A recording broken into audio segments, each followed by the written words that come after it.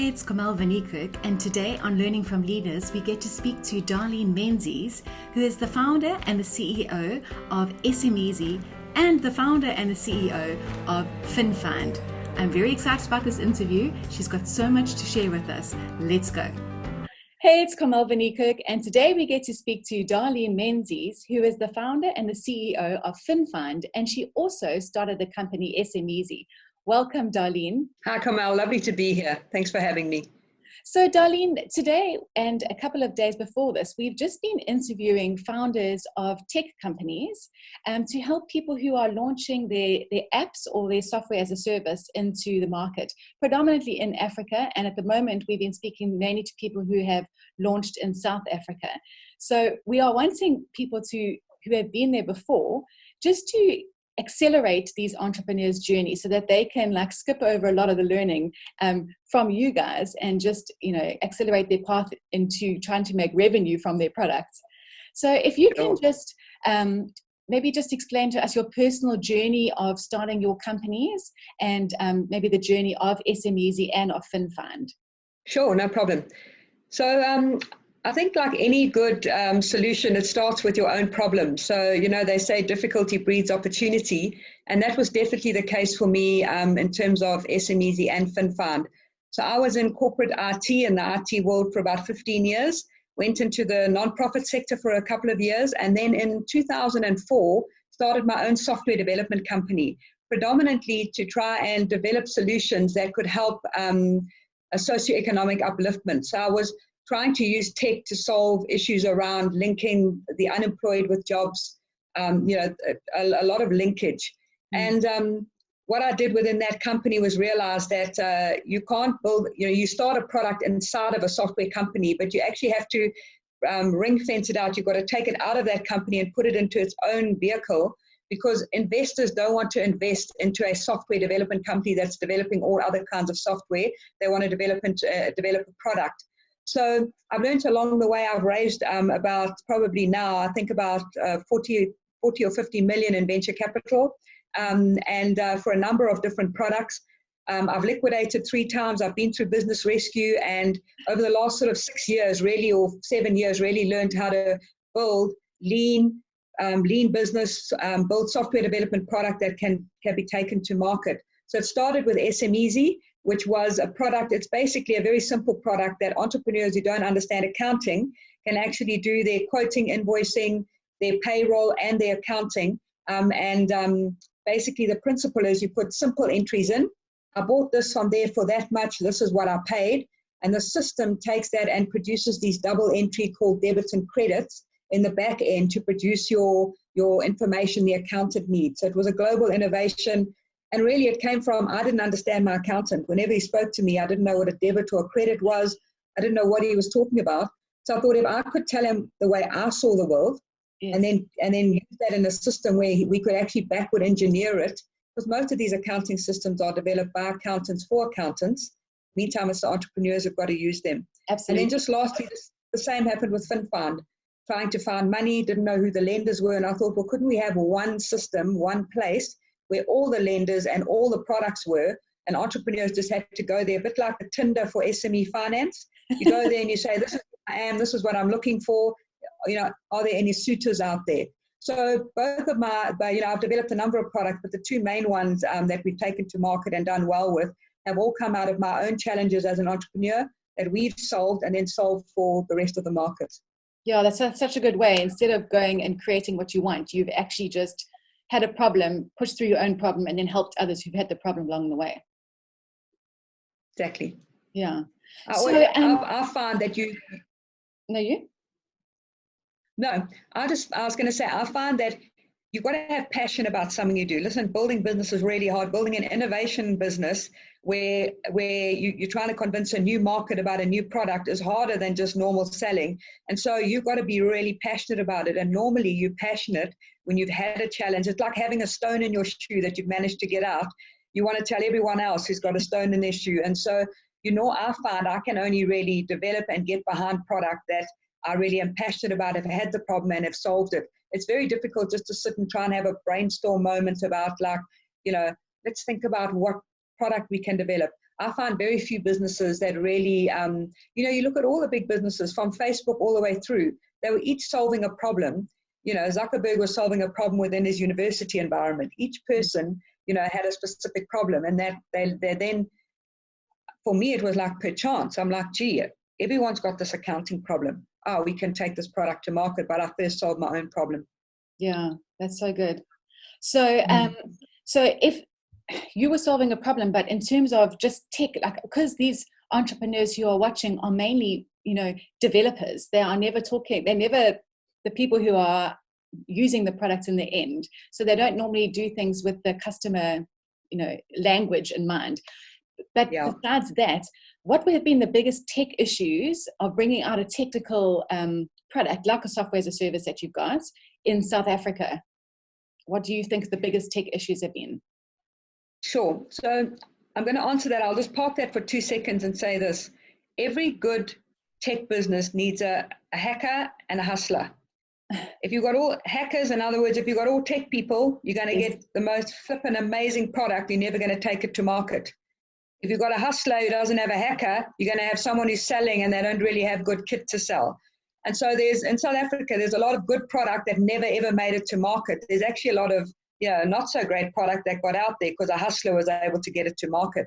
So I think the idea is tech people mustn't make the mistake of trying to take a product to market or try and be the ones that are pitching to the investor. They might have all the knowledge technically, but what happens is it lands up becoming too much about the actual the mechanisms and not enough about the user, the problem being solved, the channels to market, all of that sort of thing. I think for me, from a tech point of view, probably the biggest challenges in the early days was to learn how to develop lean product. So I think we think that the product has to be, 100% perfect and every feature has to be in the product before we take it to market. The big secret about taking product to market is iteration.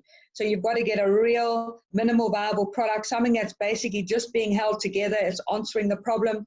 Get a couple of users piloting it, start feeling out where the problems are, let feedback come, do a new iteration, and keep improving the software. And the main thing is listening to the users. So like you were saying, often, techs are so busy refining the engine that they forget what the car looks like, when sometimes people are buying the car for what it looks like and a couple of main features. So I think we've got to make sure that the person that is actually taking the product to market is essentially, in my case, not very technical, but someone who really can interpret the tech world to the user world and make sure that we're not over engineering. And Einstein said the hardest thing to do is make a complicated thing simple. And I find you've got to keep the front end very simple. The user shouldn't have to sort of call someone to know how it works. It should be quick calls to action, understand the buttons, videos and things that help you to use the software. Because once you get it to market, you can start building in all of those features and the things that really get the tech guys going and their juices going. So a good balance between good developers, and that's another problem in South Africa. Developers are hard to come by, and when you get them, very often there can be a lot of turnover, and that's a secret of building business in Durban. People often say, Darlene, why are you guys in Durban? You're not in Cape Town or Joburg. But we don't have a lot of turnover of staff here. A lot of good tech guys, developers go to Joburg, they get their, cut their teeth with corporates, but then they want to come back to Durban, be close to their folks when their kids are young, grandparents. So we've got all the good developers here, and we don't get a lot of turnover of staff. So looking after staff. And just on that note, we don't build our businesses, staff build our businesses. So our main thing we should do as owners is look after our staff. So if you've got good team, look after them, bless them, encourage them, make sure they know that they have value in the business. Yeah, that's so good. Sure. So if both of your, let's talk about one product at a time then. Let's talk about SMEZ first. Who is your ideal customer? Who did you build that for, SMEZ?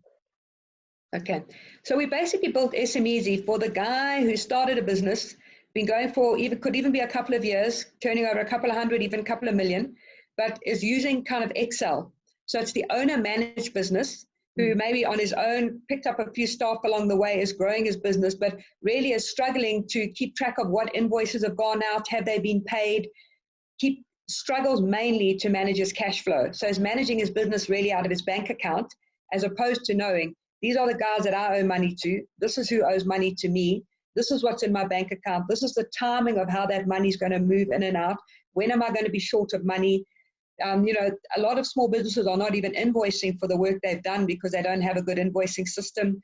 A lot of the money that they put in of their own money as owners into the business, they're not tracking because they keep all their slips in a box for like 4 or 5 months. And then when they got time, they rush it off to an accountant. And so the accountant's acting a bit like the historian. Instead of like telling you, listen, this is coming in 2 months, they're telling you 6 months forward. If I'd known back then, I could have given you advice. So entrepreneurs are not using accounting software because they don't understand the debtors, the creditors, all these terminologies. So our software is basically for people who don't understand anything about accounting, are managing their own businesses, and are really wanting to stay on top of their financial management. So it's the average user using Excel. Guys who've tried to use other software in the market have not understood them. Guys who don't understand the accountants, the majority of entrepreneurs out there essentially. Yeah. So you probably built it and maybe only built it for a very niche market, but it ended up, it can be any entrepreneur. It doesn't have to just be in your specific space. So yeah, it's ideal. No, it can be a sole prop, can be a trader. And I like the way it's a monthly subscription. So it's like revolving revenue for you. It's, Yeah. So ideal. We also priced it in the market. It's 150 Rand a month. So I don't know, depending on, the dollars, the Rand's weakened at the moment. So the dollar's it's probably like $9 now. I know it's crazy, but we were always, it's kind of normally marketed at about $11 a month. But that's one license per business, including all support, including all programs, and all modules, and unlimited users. What I find often is people try and charge SMEs like a per user license, or you get 2 free and then you get, you pay after that. Entrepreneurs are too busy to be counting their staff is growing and shrinking in those early years. They want to pay one amount. They want to know what is coming off their account. That's why we made the amount including VAT, and they get everything at the same time, so they don't have to do different payments. So the recurring revenue for us is great. If you pay up front, you get for a year, you get a month free. So we can really forecast well, look at how our trends are, how many people are taking free trials, how many of those are converting to users, and then from that we can start modeling out, and that's how we've managed to raise good venture capital to date. Wow. Okay, so your market is not just South Africa. If you are explaining it in dollars, who's your biggest market then? What country? So South Africa is currently our biggest market, but the software has been ready for Africa. We actually did a contract with MTN. They white labeled it as MTN Easy Accounting to take it up to a number of countries in Africa. They did a pilot in Kenya, and then they had some issues around there. They've got some centralized software in the way that they're selling software to small businesses. But for us, the benefit of that contract was that with the software is now for every country, the payroll, the currency, etc. So we're working with a couple of large banks at the moment for some deals into Africa, and then doing some other individual opportunities. Wow. Okay. South Africa is our biggest market currently. Okay. Sure. It's so good. And then your FinFind, because it sounded like so you were saying that you basically built it because it was something you need. So basically, your ideal customer, I assume, for FinFind is you 10 years ago, and the same as SME. Your ideal customer was actually you a couple of years before that. Exactly. So, I found that every SME I spoke to was struggling to raise funding. So whether it was for asset finance because they got, they wanted to buy their first printer and computer for the business, or their first machine and they couldn't get asset finance. Whether it was startup finance, they hadn't started at all, they wanted to raise seed capital. Whether it was growth finance, they started to grow, they got a contract financing. Whether it was cash flow bridging, invoice discounting, they had a big invoice, the big customer wasn't paying, they were looking to get discount on that invoice. Nobody knew who to go to. Everyone was Googling and trying to go to the banks, but often the banks don't help businesses in those initial years. Yes. So, it just stood to reason to us that as we started to learn how to navigate this road of funding, that there is money out there. In fact, there's a lot of money. There's no shortage of funds in this country. There's a shortage of matching. businesses that are ready for finance, with owners, with funders that are looking to fund those types of businesses. So we thought, and as I say it, we have a bit of a laugh when we use this Tinder analogy, but it's a little bit like, you could be living in a block of flats in the same town, 3 doors down from your perfect partner, and you would never know it if nobody had told you, these are their likes, their dislikes, etc., etc. So if you could go like into Tinder, like into FinFind, to one place, say, I'm a woman-owned business in the Western Cape. I'm in IT. I employ 3 staff. I'm developing a product. I've already got traction. I'm looking to raise R1 million. Whatever your scenario is, and you could take those 600 products that exist in the market from over 350 funders and whittle it down to the 5 that are actually interested in your product. Okay. You've then got kind of the 5 people now that you want to go for a date with. Now you've got to say, well, where do you want to meet and what do you need from me? And I always say, what needs to happen after you've come to FinFind is you've got to get your financial statements together. You've got to make sure that, that you've got your all of your rigor that's needed, all of your documents in place. And so we can get you the date, but to get to the date is all about you making sure you've got a data room together of your SIPC docs and your IDs and your management accounts and all the different things needed. And we do help you and understand. When you link with a funder, we say, this is the fund, this is what it's eligible to, this is what you need to be to qualify, this is what you need to get together, this is who you phone. So again, all we were doing is, I wish like 10 years ago, 5 years ago, I had someone like that I could go to that could stop me from wasting my time running to banks, sending documents to people. It's a bit like you're looking for a 6'4" blonde male who likes cars, and you're finding a 5 foot dark-headed man who doesn't like cars, who prefers horses. You're never gonna hit it off. So why waste your time? And sometimes we spend our time going to the wrong people. So if in your scenario, the funders, they must have certain criteria. So for example, a lot of people who are, starting their own business, they're putting their own money in, but the funders want to see certain things like a certain revenue coming in and that sort of thing. I mean, what is like the minimum criteria? Do you have to be profitable? I mean, not profitable. Do you have to have enough sales, enough revenue, enough demand for any of them to even be on the market, to even get to the date? Or can you be a complete startup? Sure. I think in this context, we're generally talking about kind of tech businesses or businesses, if I'm correct, or businesses that are looking to raise venture capital. So it's not the same as having a lifestyle business or a moms and pop store that's been running for a year. You put your own money in, it's getting revenue, and now you're looking to go to a bank to get an overdraft facility or a little bit of extra working capital. We're talking about businesses that's got a fresh idea, want to develop software, take it to market. What do they need?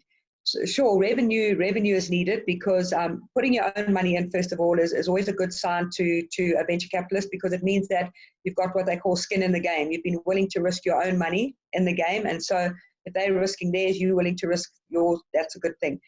Now, what they're looking for is traction. First of all, the first thing they look for is their market. If you're making something that nobody needs, well, then that's not really a business, because a business needs a market. So the first thing they're looking for is the product needed? Is there a need for this product? If there is a need, does your product have fit with that need? It's called product market fit. So yes, there's a need. People need accounting software, but there is a whole bunch of accounting software out there. What's different about SMEZ? Well, we're addressing people who don't understand accountanese. That's the product market fit. So you need a market, a big market. You need product market fit. Then you need what they call a good jockey. You need a hustler. You need someone who's actually going to be able to push this thing uphill, get it to market. And they want to see traction. They're not looking for millions of sales, hundreds of sales. They're looking for some sales. Are there people out there who've been willing to pay money to buy this thing, this minimal viable product that you've got? In other words, showing that there is this need, that your market does fit the need, and someone's been willing to part with their own money. So that's actually what a venture capitalist is looking for. You don't actually even have to be what they call washing your own face. Washing your own face means covering your own expenses every month. That's normally when you need the venture capital. You started with your own money. You've got it off the ground. You've managed to get a tech team together, or the tech team has found a hustler and you're getting it together. Now you're running out of what they call runway. You're running out of months of the money that you need to pay everyone to keep this thing going. So they come in, they say, Sheepers, there is this market. There seems to be product market fit. There's traction. this jockey seems to be able to sell ice to Eskimos. They've got a team. There's credibility. Okay, this is something we can back. That's generally the criteria they're looking for. So obviously, like then they need to be lean, like you said, and it's one of your big things that you're trying to do. So how did, like, if you had to start it again, either of the businesses, like, how would you do it different? Could you do it leaner? Could you? Because a lot of people do try to do it lean, but so lean that they try to be a jack of all trades and they don't get their product out there. Like, how can they get it lean enough, but not, not that they don't actually get it to market? Yeah, I think, it's a bit like spreading the dough too thin that you can't actually cover the mince pie kind of thing. Like, I love your analogies. Got to get the consistency right. You don't want it too thick that it's doughy. I know what you mean. Look, I think the reality is you've got to have, I think it's very difficult to be a sort of straight out of varsity software developer guy who's got all the kind of theory, has strung a couple of things together, but now wants to take a product to market, because there's a lot of lessons to learn in how to actually develop a minimal viable product. So I always think, get involved, work in a corporate or work in another person's small business, use their money to earn your school fees, and get to a place where you actually, as a tech person, can actually, understand, your basic design. You've got someone who can do some of the good front-end work to make it look good. You've got good architecture work, good database design. But ultimately, to lean is what I'm saying is that you're not starting off paying people. People step out the corporate expecting the same salaries. There's got to be a place where you realize, like, they say about entrepreneurs, you've got to live like nobody will for a few years so that you can live like nobody can for the rest of your life. And I've found more recently that kind of sort of old adage, or what we were doing 10 years ago, is kind of disappearing. Ultimately, people have to be willing to get their overheads right down, forget the big car, forget the house, if necessary, wait on having children, whatever the necessary, you've got to be able to keep your expenses tight, so that if there are months that someone can't draw a salary, it's normally the owner, because you are building an asset. The house is yours, that's what you're going to own to sell one day. And so you've got to be able to, if you don't have money to put in yourself up front, you've got to keep it really lean. Use your pension to pay off your debt, get your overheads low. And then when you employ people, say to your tech guy, your tech team, your tech ladies, say to them, guys, there's an opportunity here for you to be involved in a profit share arrangement. Ultimately, right now, if you become an owner of this business, you're going to own the risk with me. So if I land up going belly up and owing $1 million, you're going to owe a part of that money. So I usually don't bring guys in right from the beginning, because it's more of a risk to them. But there's a paper exchange which says, take a lower salary now, a bit like Richard Branson. People.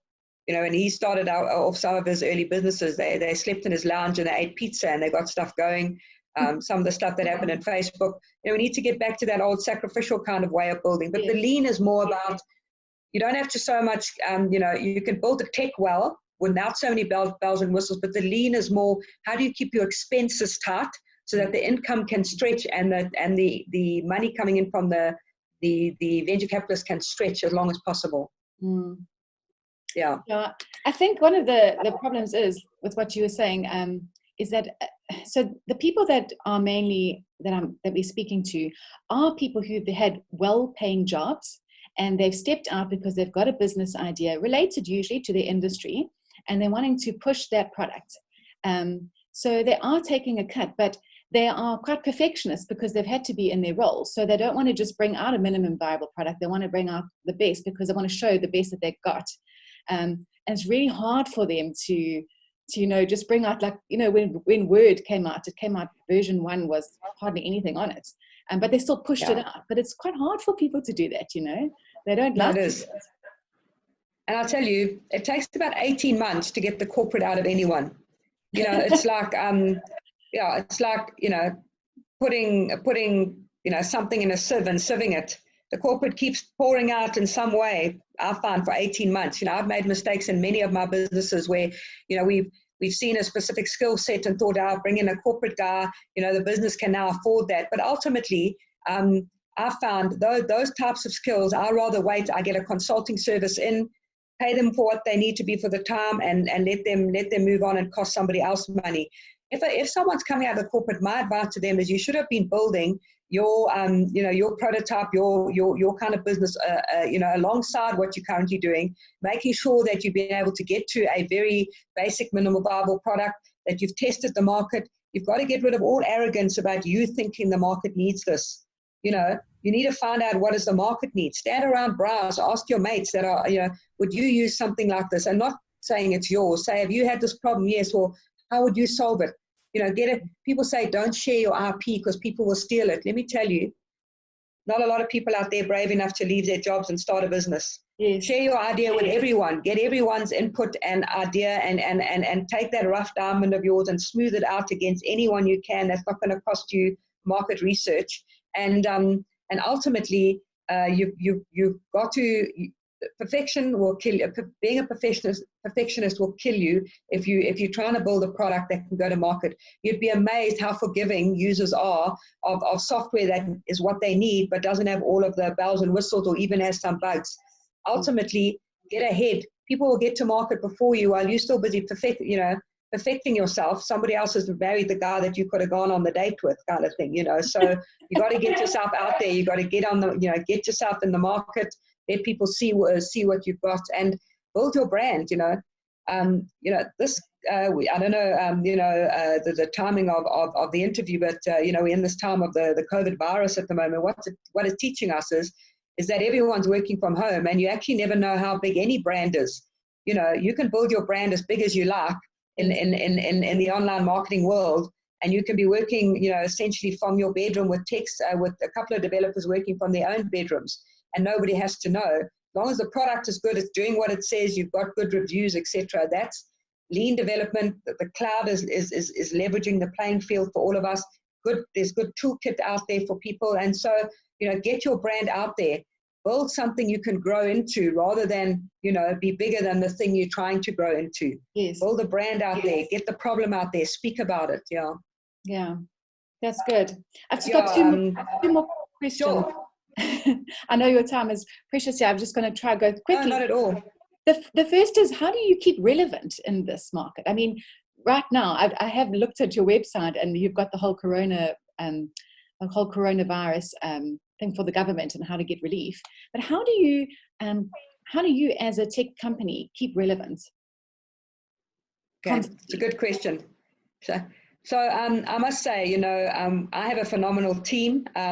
So, we're only as good as, as the strengths of our team. So I always say, when you employ people, when you partner with people and you employ people, you must play to your strengths and employ and partner for your weaknesses.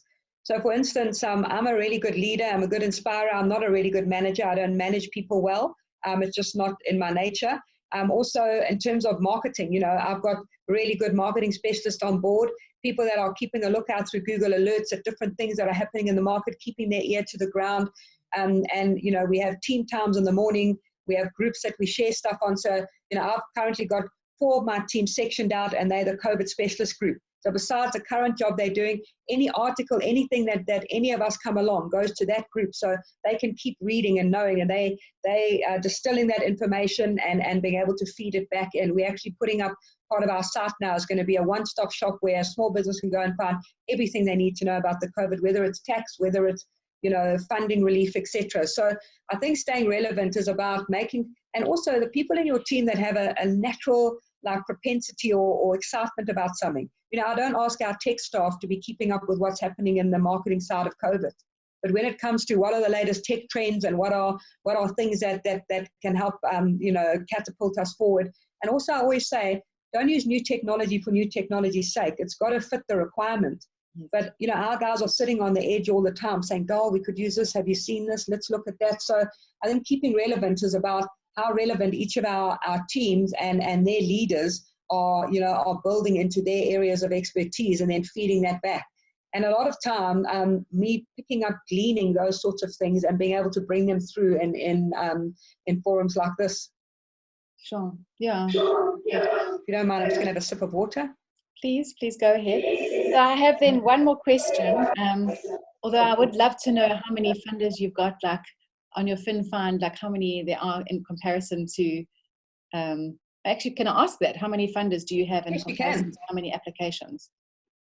Yeah, well, so we've got about, there's about 350 funders. So that is equity, grant, and loan. So anyone giving venture or equity, in other words, they're taking shares in exchange for money, loans, which is, as we understand it, and then grants, which is mainly to do with government. So there's about 350 funders and over 600 products. And we've got, I think, from a user base, we've got about now probably about 300,000 users. And we've done about 200 billion in loan request applications through FinFind since we started. So, yeah, it's a lot of engagement. At the moment, it's amazing how our user we've shot up by about 400% over these 2 weeks with the coronavirus, because we happen to be the right business for this particular time. I think we all know that people in the medical industry and food industry are going to do well at this time. Most other people, especially in traditional business models, are really going to struggle. But online businesses are well positioned. So we're very fortunate there at the moment, and we're wanting to help as many people as we can. It's a little bit of a difficult situation because a lot of lenders are becoming more cautious around the way they lend, because they can't, it's uncertain around what cash flow is going to look like going forward. So, it's not easy to get money out there, but we are getting a big influx of requests for funding. Sure. Okay. Sure. Okay, and then my last question is, if you've got anything else that you'd want to share as like your greatest tip, advice, something that you always give, that you always say, people is synonymous with you. Darlene always says that as advice. Is there anything you'd like to say to people who are currently launching their product? Yeah, but I mean, there's a couple of things. It depends on sort of what season I'm in, but yeah, I think that the one thing I always remember is that it's not the cleverest who survive, but those that hang in the longest. And it's especially relevant now in the season we're in, but especially for entrepreneurs building business. It's not easy. It's like pushing elephants uphill. But if you're doing something you're passionate about, and if you keep persevering, there's a fine line between knowing when to quit and to understand that this wasn't the ladder that you should have been climbing. But typically, in your heart if you're onto something. And I look at the journey of SMEs so many times. We were told by a variety of people, that it's just going to be too hard. It's just not a nut you're going to crack. And a couple of years later now, we're doing big deals with banks, etc. So yeah, I think believe in yourself, play to your strengths, and employ for your weaknesses. Don't employ people that are similar to you. You're just going to build a group of mates, but you're never going to actually be able to build a business.